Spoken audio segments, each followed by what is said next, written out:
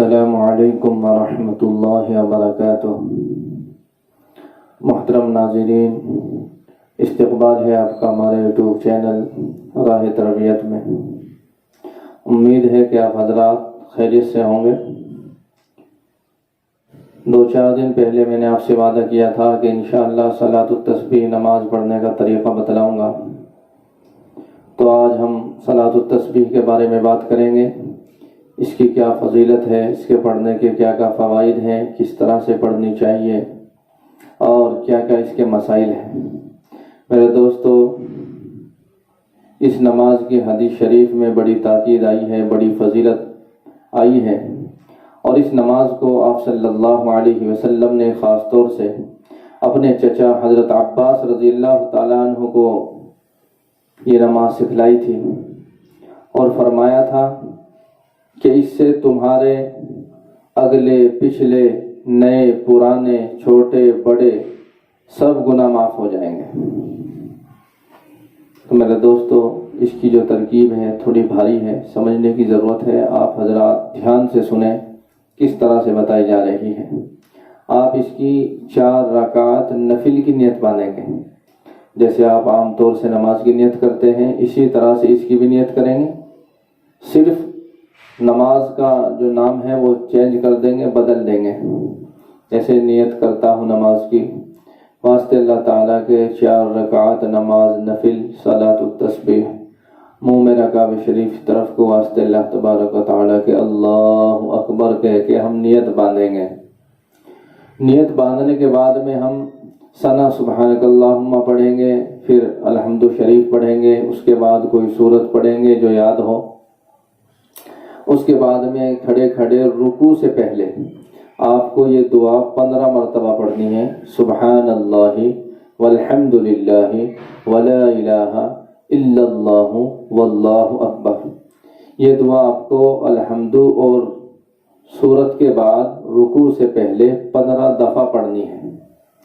اس کے بعد آپ اللہ اکبر کہہ کر رکوع میں چلے جائیں گے، اور رکوع میں پہنچتے ہی آپ رکوع کی تسبیح پڑھیں گے، سبحان ربی العظیم سبحان ربی العظیم۔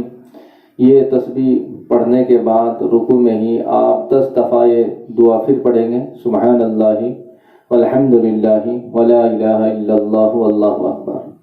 اب رکوع سے اٹھیں گے، سمع اللہ لمن حمدہ کہتے ہوئے اب ہم کھڑے ہو جائیں گے، تو کھڑے ہو کر ہمیں پھر 10 دفعہ یہی دعا پڑھنی ہے۔ 10 دفعہ پڑھنے کے بعد میں پھر ہم سجدے میں جائیں گے، اور سجدے کی تسبیح سبحان ربی الاعلیٰ سبحان ربی الاعلیٰ سبحان ربی الاعلیٰ۔ اس کے بعد ہم پڑھیں گے پھر یہی دعا 10 مرتبہ۔ اس کے بعد پہلے سجدے سے اٹھ کر بیٹھ جائیں گے، تو بیٹھے بیٹھے ہمیں 10 مرتبہ پھر یہی دعا پڑھنی ہے۔ اس کے بعد دوسرے سجدے میں جانا ہے۔ دوسرے سجدے میں جانے کے بعد پھر سجدے کی تسبیح سبحان ربی الاعلیٰ پڑھیں گے، اس کے بعد پھر 10 دفعہ پڑھیں گے۔ اس کے بعد پھر ہمیں بیٹھ جانا ہے، بیٹھ کر پھر ہمیں 10 دفعہ یہ دعا پڑھنی ہے۔ اس کے بعد دوسری رکعت کے لیے ہمیں کھڑا ہونا ہے۔ دوسری رکعت میں کھڑے ہوتے ہی آپ پھر الحمد شریف پڑھیں گے، اور الحمد شریف کے بعد میں آپ کوئی بھی سورت پڑھیں گے، اور اس کے بعد پھر 15 مرتبہ پڑھیں گے۔ یعنی جیسے آپ نے پہلی رکعت میں پڑھی ہے، بالکل اسی طرح دوسری، تیسری، چوتھی، یعنی 4 رکعت میں بالکل اسی طرح پڑھی جائے گی۔ یعنی کہ ایک رکعت میں 75 مرتبہ آپ کو یہ تسبیح پڑھنی ہے۔ اس حساب سے 4 رکعت میں 300 بار پڑھی جائے گی۔ آپ کو 4 رکعت میں 300 بار یہ تسبیح پڑھنی ہے۔ اگر آپ کو بھول لگ جائے، اگر رکوع میں بھول لگی ہے تو سجدے میں پورا کر لیں، یعنی کہ ایک رکعت میں 75 کا عدد پورا ہونا چاہیے۔ اس میں بھول لگنے سے سجدہ سہو سے نماز نہیں ہوتی کہ سجدہ سہو کر لو تو ٹھیک ہو جائے گی۔ اگر آپ نے یہ دعا کم پڑھی، جس طرح سے بتائی اس طرح سے نہیں پڑھی، تو آپ کی یہ نماز صلاۃ التسبیح نہ رہے گی، بلکہ نفل نماز بن جائے گی، نفل نماز بن جائے گی۔ تو آپ کو دھیان سے پڑھنی ہے، اور آپ کو جو ہے یہ زبان سے نہیں گننا ہے کہ 1 2 3 اس طرح سے اگر گنو گے تو نماز ٹوٹ جائے گی، آپ کی نماز فاسد ہو جائے گی، ختم ہو جائے گی۔ بلکہ آپ کو جہاں ہاتھ رکھا ہے وہیں رکھے رکھے انگلی پہ دباتے رہنا ہے، اور جیسے اس طرح سے سبحان اللہ الحمدللہ ولا الہ الا اللہ واللہ اکبر ایک بار ہو گیا، پھر جو ہے ہاتھ کو آگے بڑھا لے، اس طرح ہاتھ اٹھا کے نہیں بلکہ جہاں ہاتھ ہے رکوع میں تسبیح میں جہاں بھی رکھا ہوا ہے وہاں کا وہیں جو ہے اسے آگے بڑھاتا رہے، اور اس طرح سے نماز مکمل کر لے جائے۔ اور اس کے لیے کوئی صورت مقرر نہیں ہے، بہت سے آدمی کہتے ہیں کہ سورہ قل یا ایھا الکافرون پڑھنی چاہیے، اذا جاء نصر اللہ پڑھنی چاہیے، کوئی بھی صورت اس کے لیے متعین اور طے نہیں ہے، آپ سے جو صورت آتی ہے آپ وہی پڑھیں۔ بس یہ دھیان رکھیں کہ ایک رکعت میں 75 کا عدد پورا ہونا چاہیے، اور چاروں رکعت میں 300 بار یہ دعا پڑھنی چاہیے۔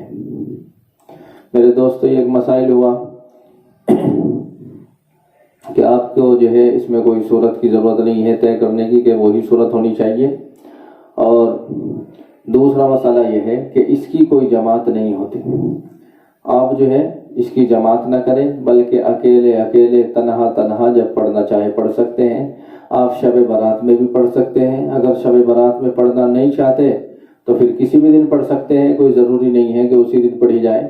بس وہ تو یہ ہے کہ جب آدمی جاگ رہا ہے پوری رات اسے عبادت کرنی ہے تو بہتر ہے کہ اس نماز کو پڑھ لے، کیونکہ اس نماز میں کافی وقت لگتا ہے اور وقت ہمارے پاس خوب ہے کیونکہ ہم عبادت کے لیے ہی جاگ رہے ہیں۔ تو آپ جو ہے شعبان کی 15ویں رات میں یعنی شب برات میں بھی پڑھ سکتے ہیں، اس کے علاوہ کسی بھی دن آپ کسی بھی وقت پڑھ سکتے ہیں۔ اور اس کے ساتھ ساتھ ہی بہت سی عورتیں گھروں میں اس کی جماعت کا اہتمام کرتی ہے جو بالکل جائز نہیں ہے۔ عورتوں سے اور میری ماں بہنوں سے بھی گزارش ہے کہ وہ اس کی جماعت ہرگز نہ کریں، آپ جو ہے اکیلے اکیلے تنہا تنہا اسے پڑھیں۔ امید ہے کہ آپ کو یہ پوری بات سمجھ میں آ گئی ہوگی۔ اگر آپ کو کچھ دقت ہو پڑھنے میں یا سمجھنے میں کوئی دشواری آئے، کوئی بات سمجھ میں نہ آئے تو آپ جو ہے کمنٹ میں لکھ کر آپ جو ہے پوچھ سکتے ہیں، انشاءاللہ میں اس کا جواب جلد ہی دوں گا۔ اللہ تعالی مجھے بھی عمل کی توفیق عطا فرمائے اور آپ کو بھی عمل کی توفیق عطا فرمائے۔ وما علینا الا البلاغ۔ السلام علیکم ورحمۃ اللہ وبرکاتہ۔